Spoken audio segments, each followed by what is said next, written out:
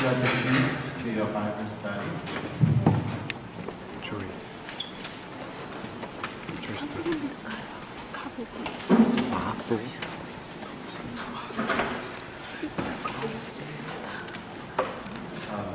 아침인데 우리 아침인데 제가 하나 성경 퀴즈 한번 할까요?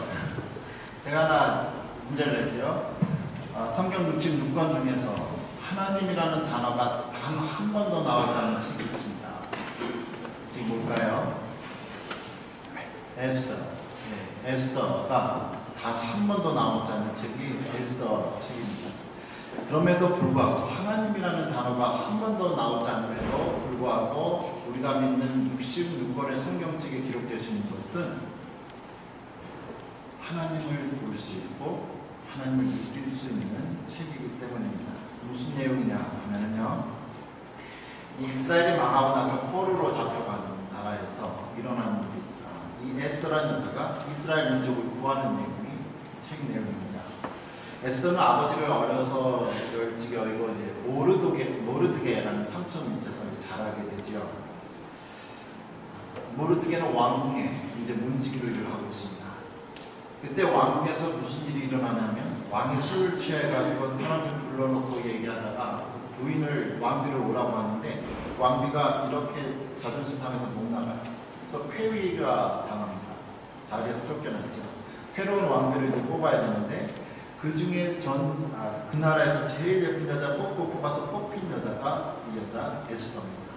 삼촌이 뭐라고 그러냐면 혹시 너가 이스라엘 포로민 출신이라는 게 알겠지만 안 좋으니까 출신 성분에 대해서 얘기를 하지 마라. 그래요.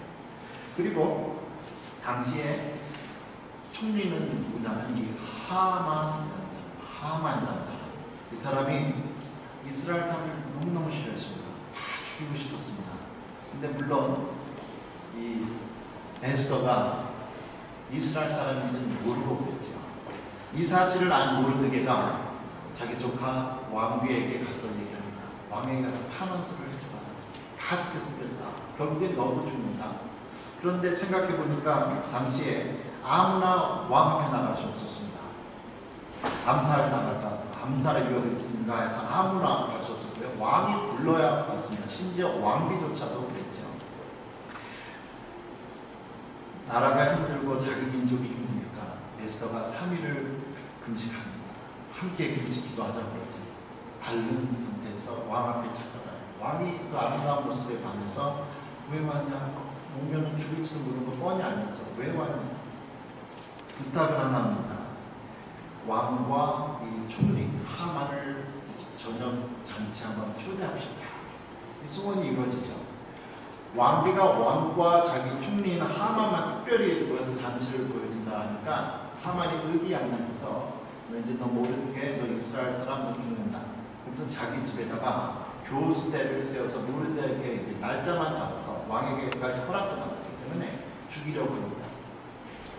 그날 밤에 이제 잔치가 시작이 됐죠. 시작이 되다가 좋은 분위기가 있는데 부인 왕이 묻잖아요. 왜 불렀냐 우리를.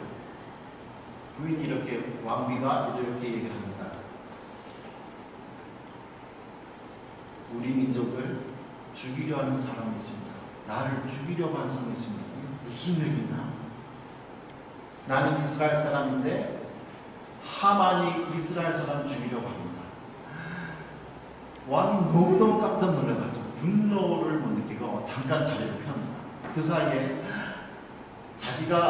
자기도 몰랐거든요. 하나도 몰랐거든요. 부인이 이스라엘 사람, 왕비가 이스라엘 사람이지. 그래서 엎드려서 치맛자락 줍고 붙잡고 간절히 말합니다. 살려달라고.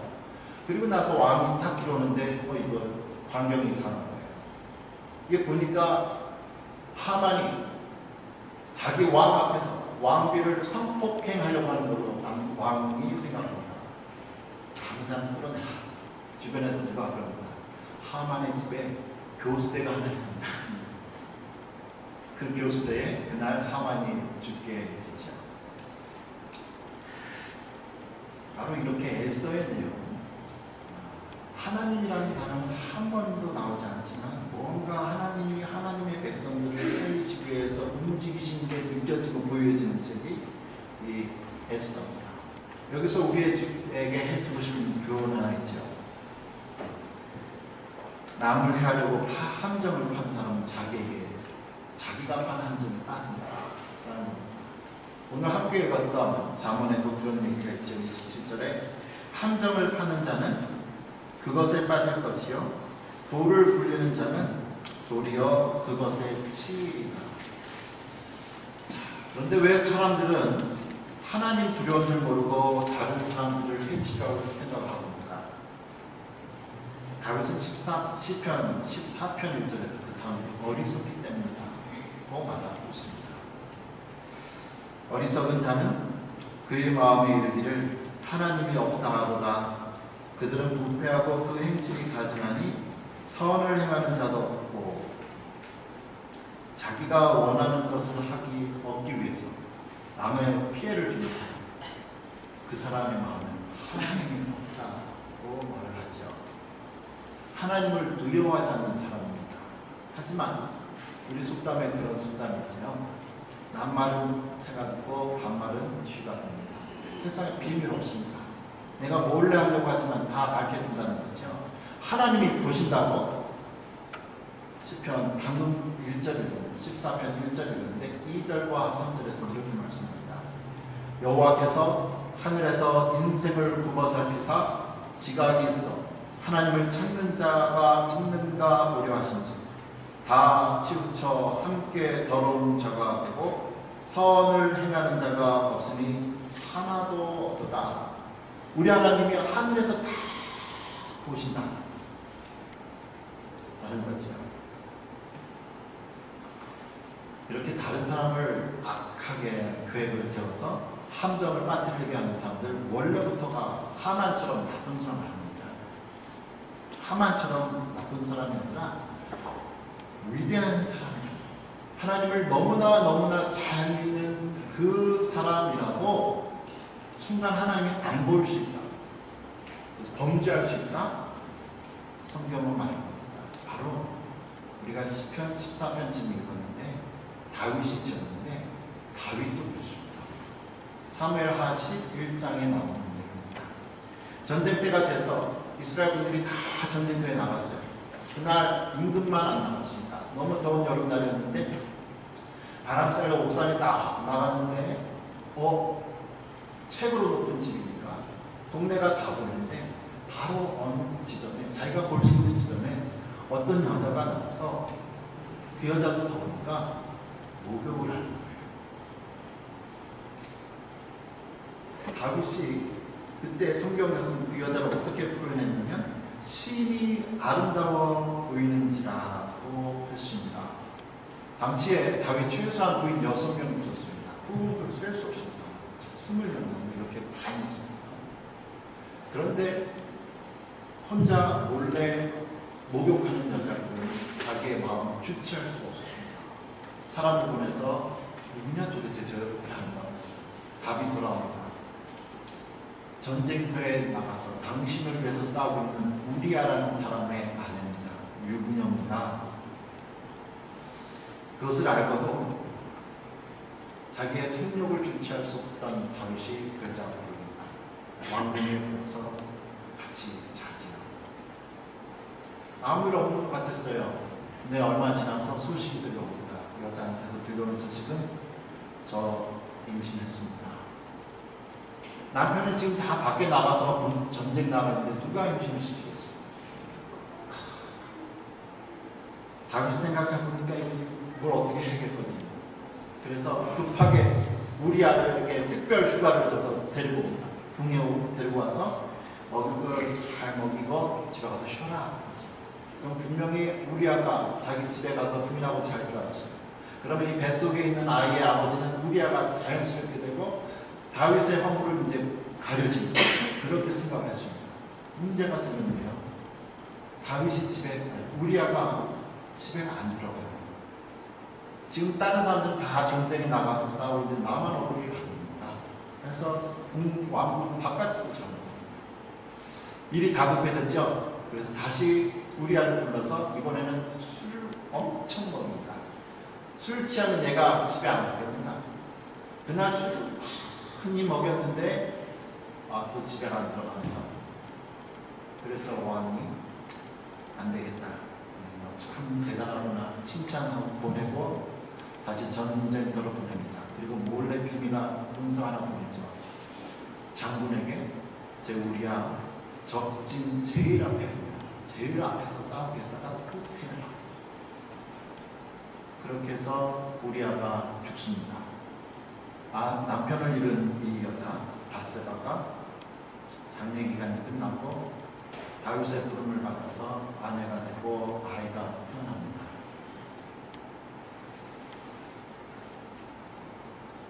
왜 다윗이 이런 일을 했을까? 라는 거죠. 아마도 다윗은 자기가 이제 어마어마한 통일 왕국의 왕이기 때문에 왕인데 한 나라의 왕인데 못할 일이 없을까라고 생각할 수도 있겠습니다. 사실 우리는 이유는 잘 모르죠. 그렇지만 이렇게 완전 범죄를 이룬 자신의 모습을 보고 다윗이 나 진짜 머리 똑똑해 참 똑똑해 하고 얘기할 수 있었을 겁니다. 그런데 성경은 우리에게 무엇이라고 말씀하는가? 신앙생활은 똑똑한 사람이 하는 것이 아니다 라고 말씀하고 있습니다.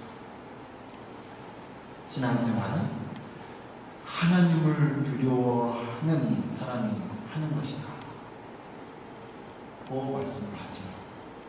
그렇게 하나님의 사랑을 받은 다윗이었지만 우리도 과거에 하나님의 사랑을 어마어마하게 받은 사람이라 할지라도 과거의 운전 경력에 너무 사고 하나 없어도 방심하는 사고가 순간에 나는 것처럼 우리도 현재의 죄를 지으면 하나님께서 다 보시고 슬퍼하신다 라는 겁니다. 남편을 전쟁터에 보낸 이 가련한 유부녀가 다윗 왕이라는 이 거부할 수 없는 막강한 권력 앞에서 짓밟힐 때 하나님은 다 보셨습니다. 비록 하나님의 사랑을 받은 다윗이었지만 자기의 수치를 벗어나기 위해 우리아를 불러서 잔치를 벌이고 술을 먹여 억지로 자기 아내와 동침하게 하려고 했던 이 비열한 다윗을 하나님이 보셨습니다. 명문도 모르고 전쟁터에 나가서 죽어가야 하는 피 흘리는 절규하는 우리아를 하나님이 보시고 들으셨습니다.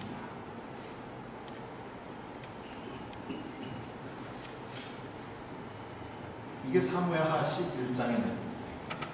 사무엘하 12장에 하나님 가만히 안 계시죠.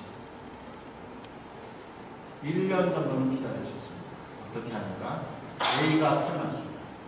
임신한 아이가 태어났어요. 1년 정도는 하나님이 제가 회개하기를 침묵하면서 기다렸는데 침묵하면서 기다리셨는데 회개를 안 하니까 이제 노골적으로 나단 선지자를 보내죠. 그러면서 심판을 얘기합니다. 불륜을 통해서 태어난 아이 죽는다. 정말 그 아이가 죽습니다. 그리고 너는 우리아를 적의 칼에 일부러 죽게 해서 살인죄를 했는데 너의 자손의 집에 영원히 칼이 피가 떠나지 않을 것이다. 라는 예언입니다. 정말로 다윗이 부인이 많아서 배다른 자녀들이 많았는데 배다른 오빠에 의해서 강간을 당하고 그래서 왕자들끼리 살인하는 사건이 기록되어 있습니다. 또 하나 하나님 무엇이라고 말씀하시냐면 너는 밤에 몰래 남의 여자를 취했는데 나는 화난 배나들 나는 백주에 다른 사람들이 다 보는 앞에서 너희 아내들이 수치를 당하게 할 것이다. 다윗의 아들 중에 하나 압살롬이 이름이 안 좋은데 정말 압살 당했는 아버지를 반역한 데는 압살 당했는 압살롬이 그랬는데 아버지에 대해서 반역을 하니까 아버지가 준비한 상태에서 약 거의 70의 고령에 65세 정도 넘은 고령이 당시 때 급하게 맨발로 왕궁을 도망갑니다. 그리고 도망가면서 총 10명을 두고 가죠. 성경에 보니까 이 압살롬이 내가 아버지를 정복했다, 아버지에게 침을 뱉는다는 의미로 텐트를 쳐고 사람들 다 보는 앞에서 아버지의 후궁 10명을 겁탈하는 내용이 성경에 있습니다. 다윗의 범죄는 겨우 사무엘하 11장 한 장에 기록되지만 철저하게 복수하시는 하나님의 손은 사무엘하 12장에서 20장에 거쳐서 기록이 되어 있습니다.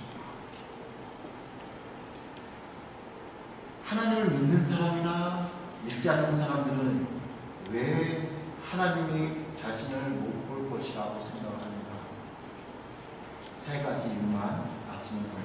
첫째는 두려움 때문입니다. 두려움. 이스라엘의 초대 왕 사울 왕이 있습니다.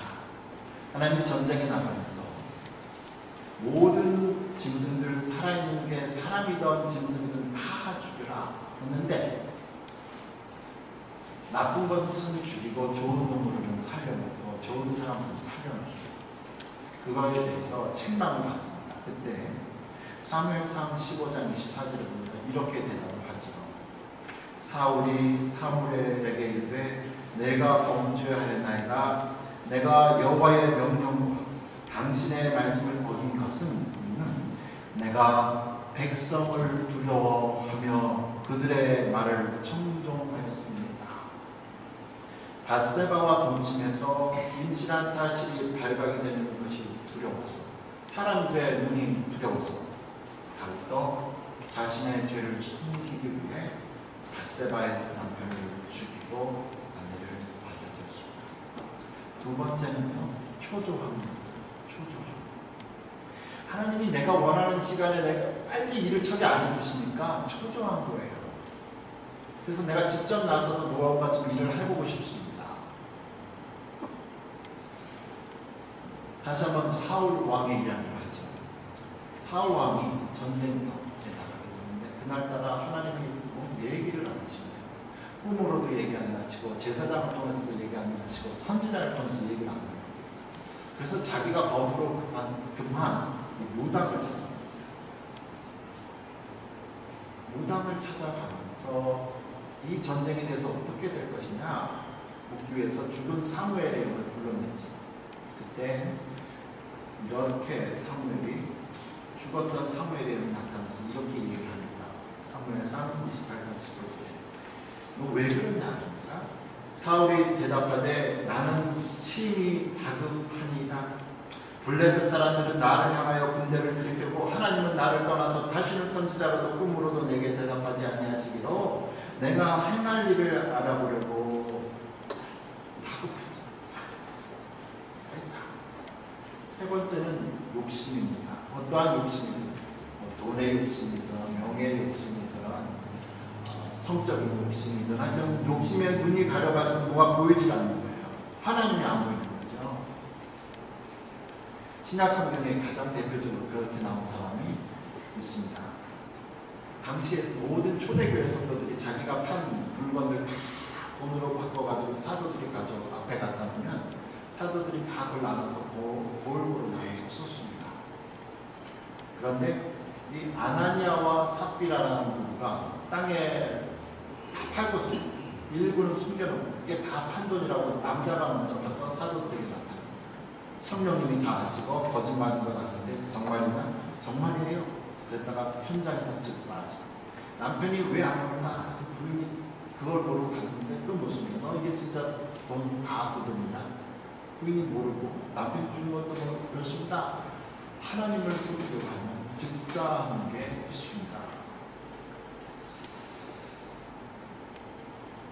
우리의 생각이 현명하다고 생각해서 우리가 일을 다 하지만 결과는 좋지 않습니다. 예수님에게 12명의 제자가 있었죠. 예수님의 제자가 있었는데 베드로가 이제 가장 수제자고 똑똑하다고 이제 알려졌습니다. 어느 날 예수님이 제자들 12제자에게 그래서 가서 니네들이 원하는 사이즈 크기의 돌을 하나씩 가져와라. 이걸 가지고 우리가 오늘 산에 올라가겠다. 산에 올라갈 생각하는데 이게 너무 무거운 거예요. 생각만 해요. 그래서 뭐 다 아담한 사이즈 가져가고 어떤 무식한 사람 큰 걸 가져가고 있는데 베드로는 자기 똑똑하니까 이 엄지 손톱만한 이 조그만 조약돌 하나 주머니에 넣고 그냥 신나게 걸어가고 싶다. 다른 동료들 막 뻘뻘을 흘리면서 산을 올라갔죠. 그래서 베드로가 그것 봐라, 내가 얼마나 똑똑한데, 참 이런 걸 가지고 이런 걸 가지고 하면 얼마나 힘들어. 한 중턱에 올라가니까 좀 힘드니까 예수님이 그래요. 자, 이제 돌들을 꺼내서 그걸 깔고 앉고 쉬자. 이렇게 들고 오는 반석 무거우면 평범하게 앉는데 이 베드로는 문제가 생긴 거예요. 이 조그만 조약돌이니까 이 조그만 조약돌이 어디 둘 데를 모르네. 막 자꾸 찔리지요. 사람마다 있는 천연 동굴 속으로 들어가려고 하죠. 너무너무 힘든 거예요. 그래가지고 이게 뭐야 하고 와서 그러고 있는데 예수님이 자 쉬었다 산으로 더 올라가자. 그 산으로 막 낑낑거리면서 올라가죠. 난 역시 분명해. 어떻게 해서 하여튼 힘들게 베드로는 쉽게 그래서 산 정상에 왔습니다. 저녁 시간이 됐네요. 예수님이 그러세요. 자, 가지고 온 돌들 하나씩 다 손에다 놔라. 있는데 눈 감아라. 예수님이 기도하시죠. 하나님 이 돌들이 떡들이 되게 해주십시오. 그러면서 다 떡이 됐네요. 예수님이 그래요. 자, 먹어라. 그게 네 오늘 저녁이다. 너무너무 배고팠어요. 베드로 너무너무 배고팠어요. 다음날 예수님이 예수님이 하시는 말씀, 얘들아 어제처럼 가서 돌 주워와라. 오늘은 강가로 가겠다. 요단강에 간다. 베드로가 어떻게 당했잖아요. 그래서 이번에 최고로 큰 걸음을 찔찔찔찔 메고 걸어갑니다. 좋게 생각했죠. 내가 이제 편히 쉬겠다. 이제 저녁은 배불리게 먹겠다.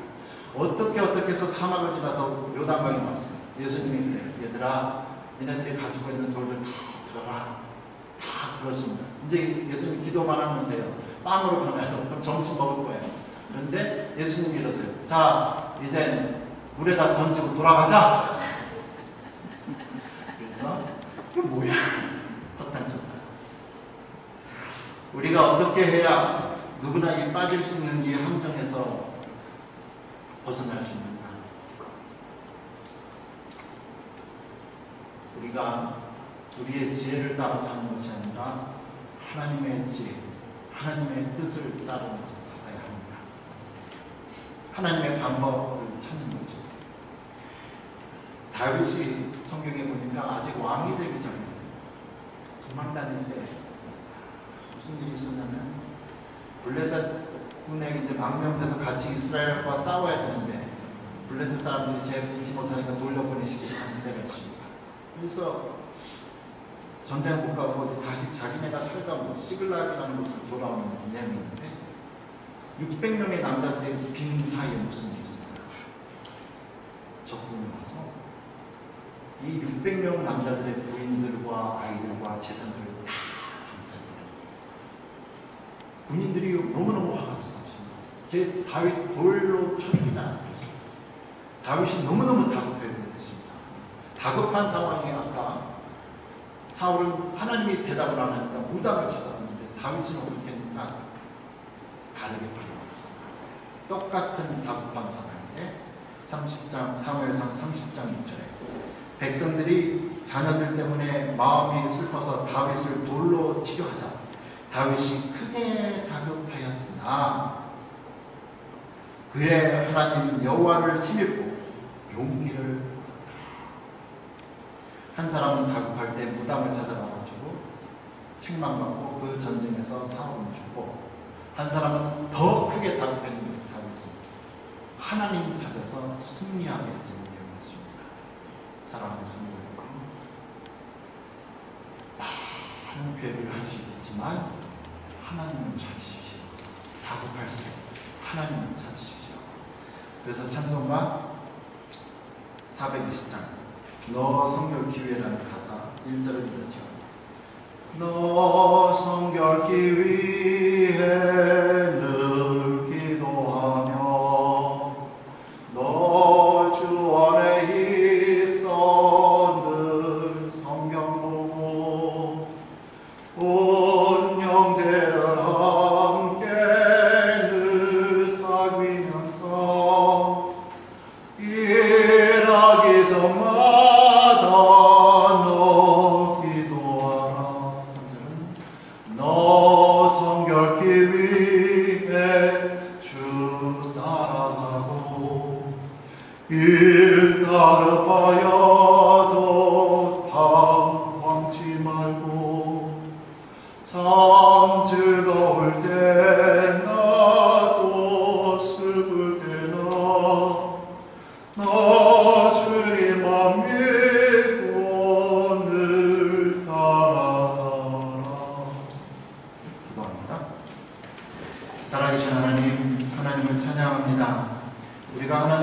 기도한다고 하면서도 눈앞에 닥치는 문제가 너무나 커 보여서 하나님을 못 볼 때가 있습니다. 불안해합니다. 초조해합니다. 욕심이 생기기도 합니다. 그래서 하나님의 방법이 아닌 우리의 방법으로 일을 할 때가 있습니다. 우리에게 믿음을 더하시고 하나님을 바라보는 우리에게 용기를 더하여 주십시오. 살아계신 하나님이 우리의 현 상황에서 영광 받으시길 예수님 이름으로